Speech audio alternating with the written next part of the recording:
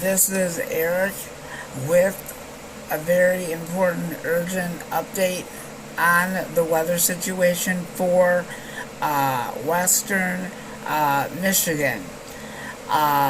For Friday and Friday night is going to be a big impact.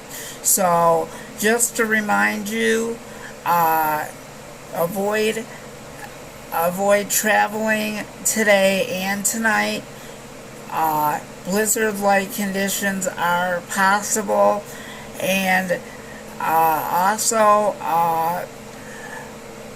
snow accumulations between 4 to 8 inches, and then tonight 2 to 5.